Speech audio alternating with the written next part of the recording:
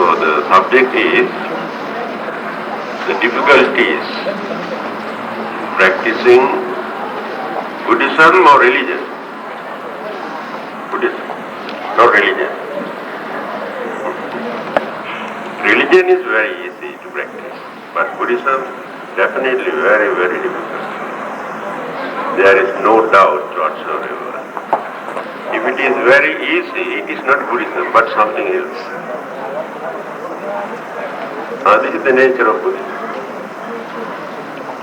What is Buddhism?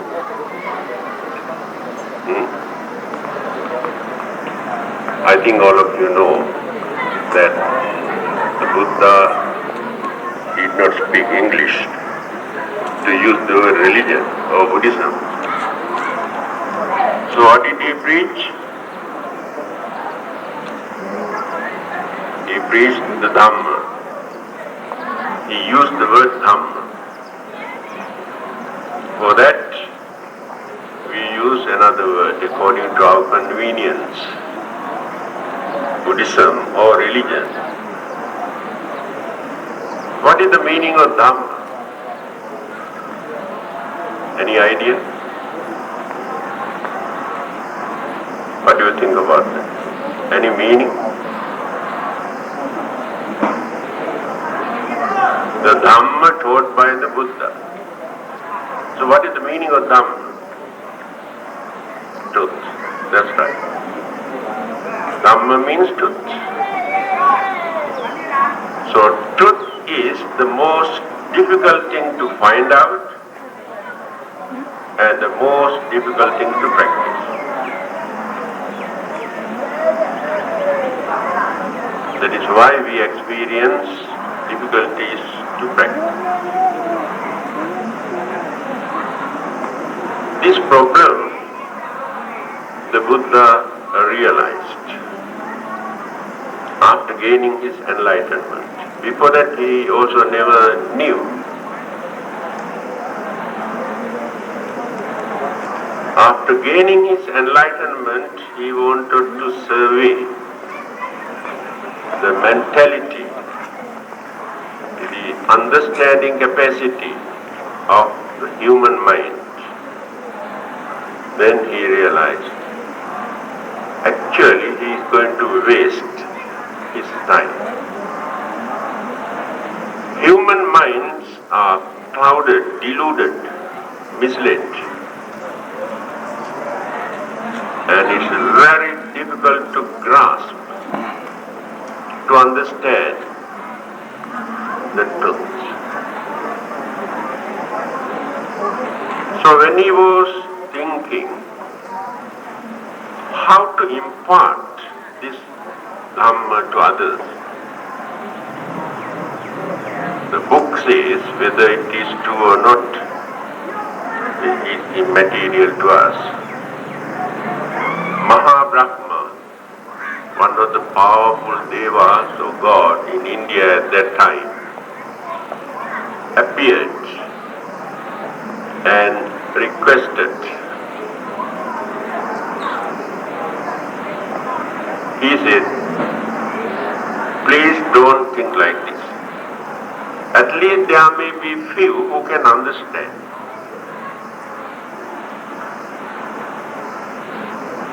Then the Buddha said, yes, I knew that. So he started his mission with 5 followers. Only 5 monks, they are also not ordinary people, lay people, monks, who attended to the first sermon. Went on, spent for 45 years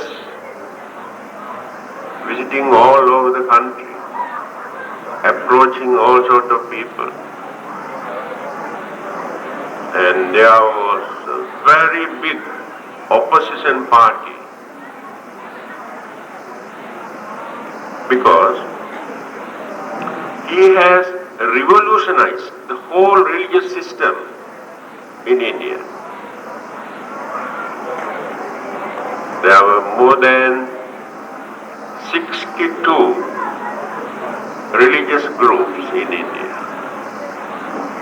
and they had their own concept and belief and practices and tradition in the name of religion. They have been practicing these beliefs for thousands of years.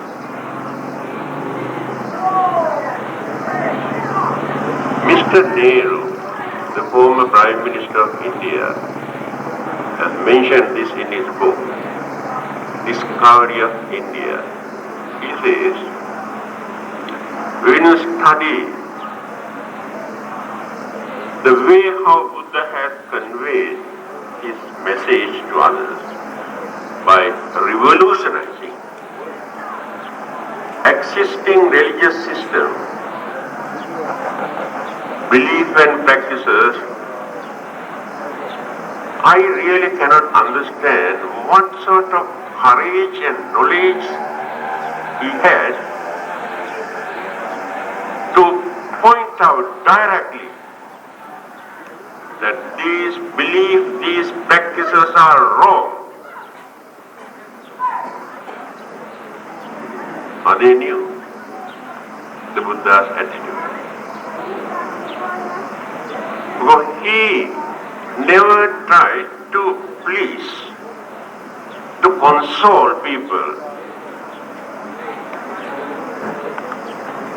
by supporting the same belief and traditions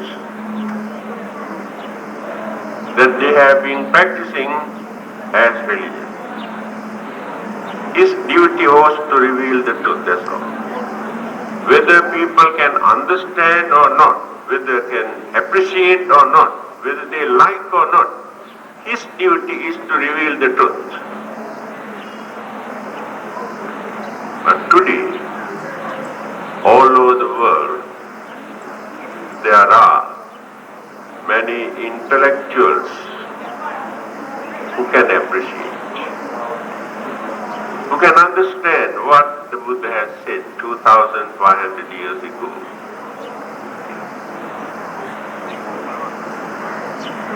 So the difficulties to practice this religion we had to come across due to various reasons. First thing, it is very difficult for us to understand the truth. The reason is we use very limited five senses, limited mind to analyze, to reason out according to our own imagination. But the truth is not there. Then,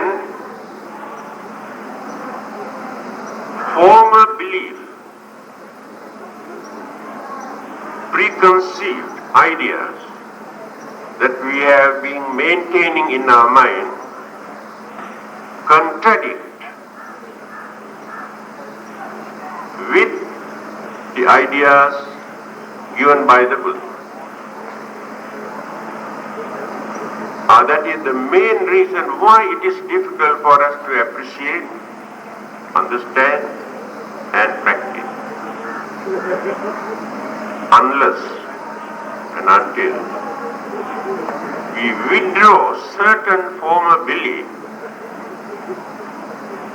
to accommodate the Dhamma taught by the Buddha, we never learn.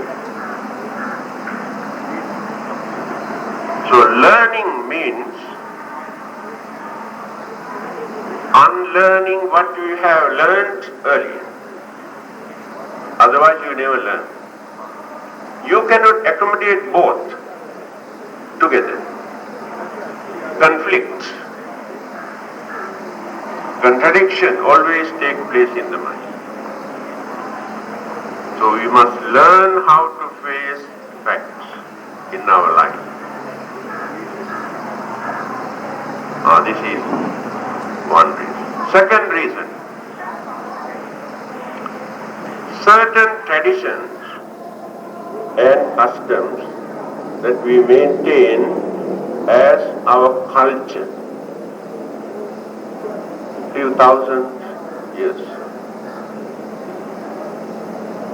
And our way of life has become part and parcel of these traditions and culture. Whether they are right or wrong, meaning or meaningless, ridiculous, we don't care. What we want is to maintain as our tradition. Say, this is our culture. When you refer to the Buddha, the advice given by him regarding our traditions and customs and culture, what he says? He did not say that you must give up all your traditions and customs. You had to consider, think unbiasedly, whether these practices are meaningful or not, whether beneficial to you as well as to others. By considering in this way, if you think they are meaningful, you can maintain. If not, better to do away with all these practices. Don't try to justify by saying this is our culture. Of course, there are beautiful cultural practices. Another advice. He wants somebody to glass of water. Another important practice. We are not going to advise you to give up your traditions and customs or your culture. You can maintain. But don't mix up with Buddhism. Buddhism gets the blame. So whatever you do, your rites and rituals and ceremonies and performances, all the others regard as Buddhism. Because you are Buddhist.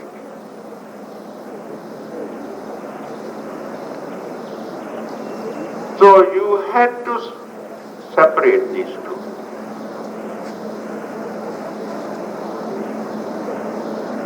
When you come to Buddhism, you can practice Buddhism. Don't bring forward so many unnecessary, meaningless practices. When you want to respect your own culture, your tradition, you can go ahead, but don't use the name of Buddhism there. Because there are so many watching what you are doing. And they take the advantage to ridicule Buddhism, Buddhist way of life. Create confusion. And people lose confidence, especially young people. And after that they do all sorts of indoctrination.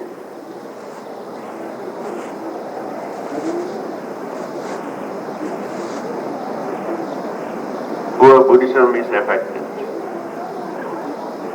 This is a very delicate issue, especially in this country.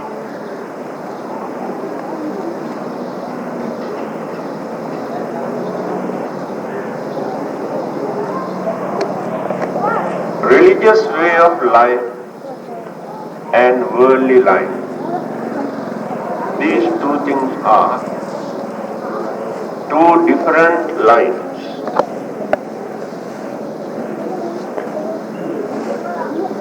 The Buddha has mentioned this in his teaching, he says,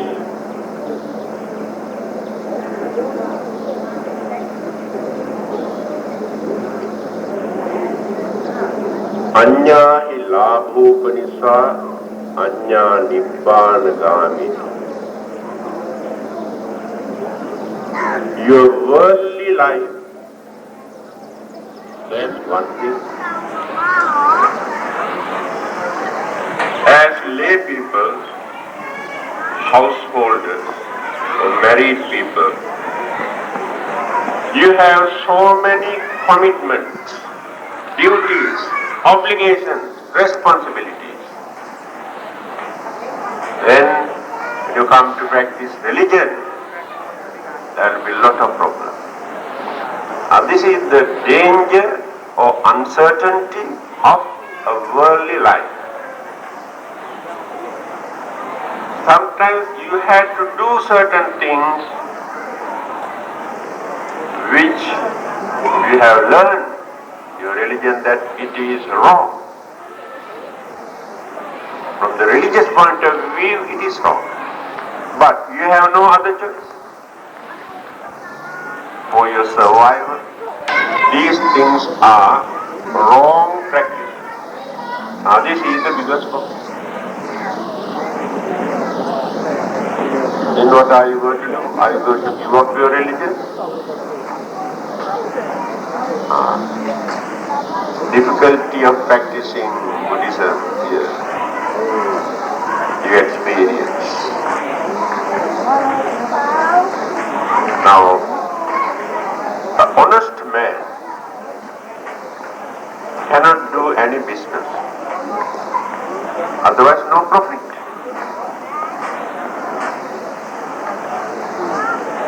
So, bluffing, swindling, cheating, smuggling are wrong practices according to Buddhism. So which one are you going to practice? Now with the Buddhism or this one? Telling lies. Buddhism say it is one of the immoral practices. But without telling lies, can you live in this world today? Destroying life. There are so many problems you had to face because of other living beings. Mosquitoes, ants, flies, cockroaches, rats, white ants. 2 days ago, one man came here with a very big pump and smoked the whole room. We had to run away. Then he said he's got dengue fever, mosquitoes. So I went out for nearly half an hour, came back, now in my room. When I was reading, one mosquito came and sat down on my book. Then this poor fellow tried to fly, cannot. So struggling, collapsed. This is the nature of worldly life. I was watching very carefully. So we have a lot of problems from other living beings. It is not only for our pleasure or only for our survival that we had to destroy others. But when we were in primitive state, younger, for our survival we had to kill others, hunting animals for our living. But today, people do not do that just because they cannot live without killing other living beings, without slaughtering. They have so many other things to eat. Some people want to kill for pleasure, for fun, for nothing.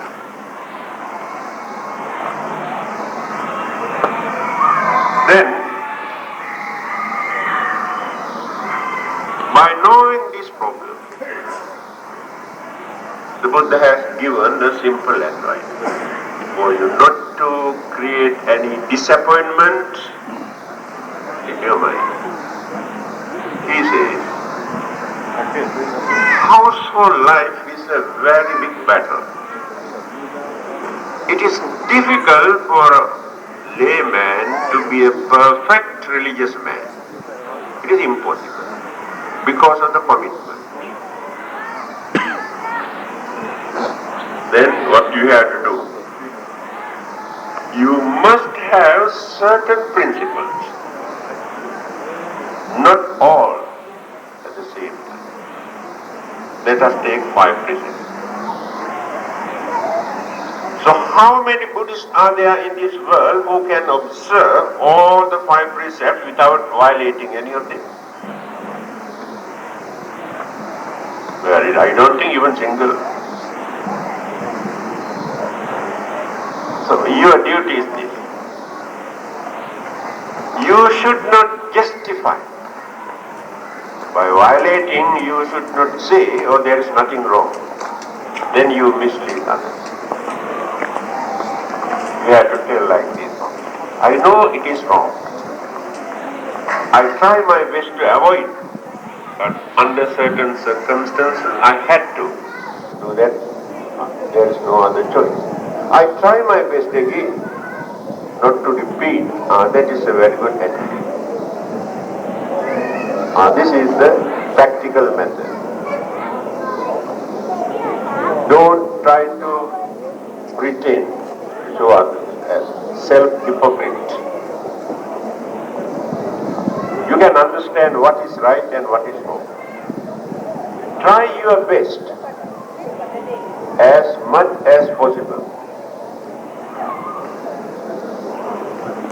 Otherwise, it was very difficult to practice this religion, throw away, and we either remain without any religion or go and embrace another religion where we can violate all these things. Because what you want is a religious label. Just now I told you, labels cannot do anything. It's only for the namesake. You can remain without any religious label, but can observe certain principles. That is the important thing. When you study the purpose of a religion, so label is not important, our principles are the important. If you don't like to say you are Buddhist, no harm at all. Because that religious label cannot contribute anything for you if you have no principle. So, I think you can remember the simple advice just now I gave. When you come across certain difficulties for you to observe your principle, try to minimize as much as possible. Then uphold certain principles which you can. Then later, when more understanding, more maturity appear in your mind, then you get more courage to avoid some more. Here, the advantage of renunciation, you can understand. After this renunciation, you never face this problem. People ask, why should we renounce? Here you can understand why it is necessary. Because as householders, as I mentioned, your commitments, your obligations and duties and responsibilities and worries and disturbances, almost every minute there is something to disturb your mind. After this renunciation, your mind is free from all these disturbances. Because after that renunciation, you have no responsibilities. Life is free. Then you don't want to develop your craving or selfish desire. What for? If there is no craving or desire in your mind, then jealousy also never appears in you. jealousy always appears because of that. If there is no jealousy in your mind, you won't get angry. So no anger, hatred in that mind. If there is no anger in that mind, you are not going to fight with anybody. You are not going to hurt anybody. See the advantage. That is called mental training and discipline.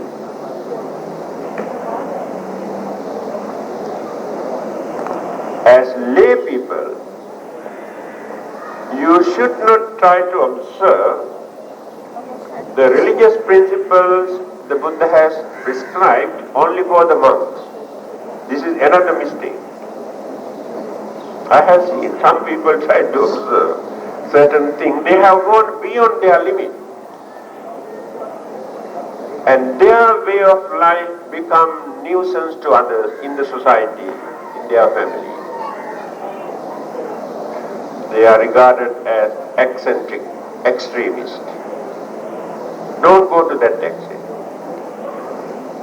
You can lead your normal way of life, but must have some principles. Then you don't feel the difficulty. If you go to extreme, take for instance in one family. Suddenly after learning Buddhism and listening to all these talks and reading so many books, I must become vegetarian, a strict vegetarian. To the other members of that family, that person becomes a nuisance to prepare the food separately. We should not adopt this kind of attitude if that creates inconvenience to others. If you are alone, then you can adopt that. Whatever you like. Don't go to extreme. So you have to adjust your religious way of life without creating inconvenience, disturbances among the public and among your family members. Otherwise, very difficult for you to carry on your household life.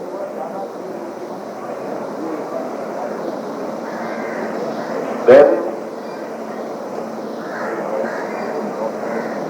temptation here in the modern society, I think people have never experienced in the human history earlier. Everywhere to tempt all the five senses in the minds, they have introduced, advertised, demonstrate certain things in such a way, very attractive, fascinating, colorful, beautiful. After that you cannot control your senses. Then you want to gain something. You want to experience something. You want to taste something. Then go on increasing your desire, your selfishness, your craving. Then slowly get into immoral practice. That is how immoral practices have become very common in the modern society all over the world. Many things that our forefathers have regarded as immoral today has become social practice. Publicly invite their friends and relatives and enjoy. But according to our civilization, our forefathers have regarded them as immoral practice. But they had to face the consequences they are facing for introducing such practices as common practices. Physically, mentally, morally, ethically, human life is deteriorating, declining. That is why there is nobody in this world who can live peacefully, without fear.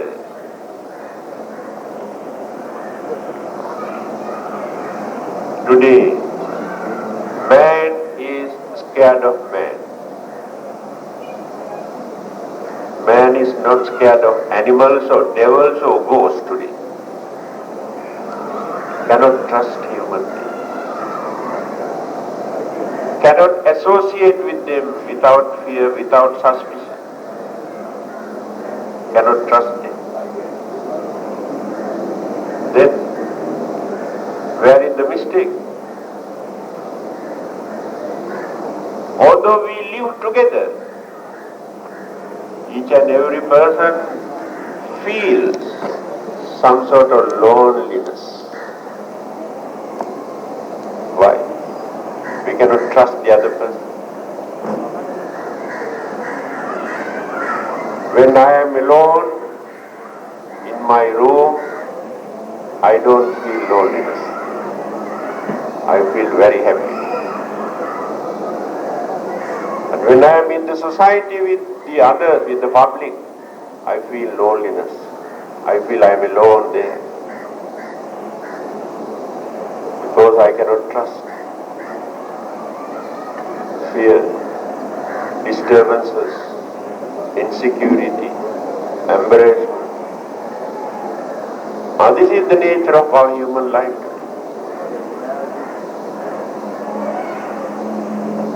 But we glorify about our religion, our culture, our education, science and technology and all those things.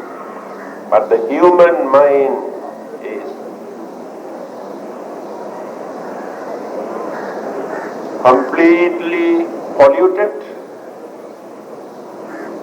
Crookedness, selfishness.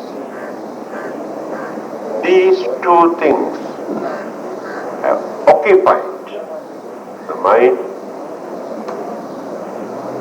and whatever he handled, whether religion or politics or any other subject in this world,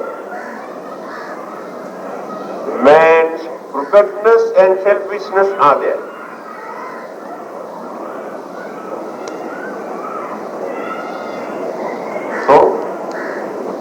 Pollute everything. Religion also polluted. Politics also polluted. By who? By the human mind. Then crookedness and selfishness. No one can correct the mistake. No one can stop violence. Disturbances in this world, whatever method they adopt, unless that crookedness and cunningness move through the man's mind. Then what is the technique or the method to remove these from the man's mind? Science cannot remove, no technology. Modern job-orientated education develop more crookedness and selfishness in the mind. Then religion also, in the battlefield today, religion is in the market, not in the temple or churches. So what can we expect from religion also? Then who spoiled all these things? Man spoiled everything. Then we say it is difficult to practice religion. we went on developing our craving and desire and selfishness and crookedness and everything. When you come to basic religious principles, which are very hard to practice. Because we have gone very far away from religious way of life. When you come back and see the religious text or the religious way of life with you, very hard to practice. Who has done this? And by us. What is the excuse? When people make mistake, what do they say? Oh, everybody is doing it. A very good excuse. Everybody is doing, therefore it is good. Any immoral, any wicked thing, when some people say it is bad, they say everybody is doing that. That means all the bad, immoral practices have become very common. Then can you blame religion? Can you blame Buddhism? Buddhism is not for you to change the attitude or the principles or the basic teaching of the Buddha. Keep Buddhism as it is. You cannot change anything according to your taste. You cannot change Buddhism according to your way of life. Because the Buddha has revealed the truth. If it is true, there is nothing for you to change. So your duty is to adapt your way of life to cope up, to live in accordance with the principles of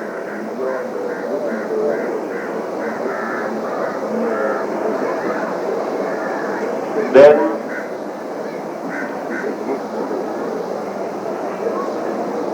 religious competition here in this country is very unhealthy. Create lot of confusion, jealousy, enmity, disappointment. In a multi-religious society, when we practice our religion, what religionists are doing is trying to poison others' mind to influence their own religion, indoctrinate. Those who have not learned their own religion very easily become the victims because they do not know how to defend their religion. The way how they introduce, very tempting, look very practical and easy and meaningful, very easy. Then surrender. Cannot challenge.